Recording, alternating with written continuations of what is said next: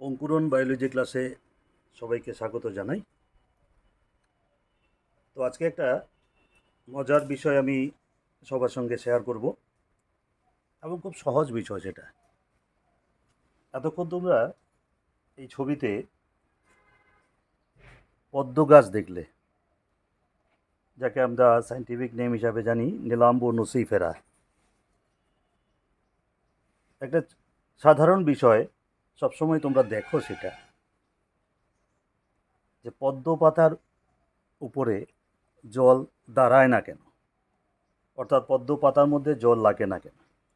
আমার এই বিষয়টাকে তোমাদের কাছে তুলে ধরার আজকে উদ্দেশ্য, যে এখানে কতগুলি পদ্ম পাতা আছে দেখো। আসলে পদ্ম গাছ, যেটা জলজ পদ্ম বলি, এটা একটা হাইড্রোফাইট বা জলজ উদ্ভিদ এবং পার্শিয়ালি জলজ সেটা, অর্থাৎ কিছু অংশ তার নিচে থাকে, জলের নিচে থাকে, কিছু অংশ জলের উপরে থাকে। তো পাতা জলের উপরে থাকে, এই পাতার মধ্যে কেন জল দাঁড়ায় না, আমি যদি সেটাকে আজকে তোমাদের সামনে দেখাই, খুব সুন্দর লাগবে দেখবে। দেখো, এইটা পদ্ম পাতা নিলাম, অনেকগুলি পাতা আছে, তার মধ্যে আমি এই পাতাটাকে নিলাম। এই আমি একটু জল ঢালছি, তার মধ্যে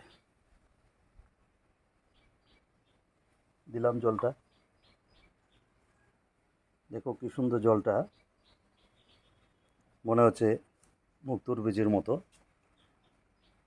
তার গায়ের কোথাও কিন্তু জল লাগছে না।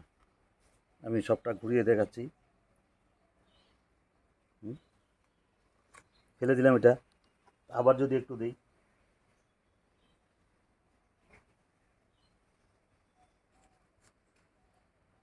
কোথাও কিন্তু জল গায়ে লাগছে না।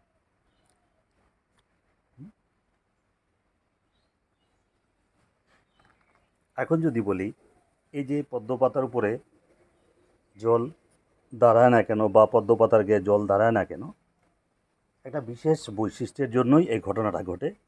এই পদ্ম পাতার উপরটা খুব মসৃণ থাকে এবং তার উপরে একটা মোম জাতীয় পদার্থের আবরণ থাকে, যেটা রাসায়নিকভাবে আমরা জানি যে কিউটিকল জাতীয় পদার্থ, একটা রাসায়নিক পদার্থের আবরণ থাকে, যার ফলে এই পদ্ম পাতার উপরে জল দাঁড়ায় না।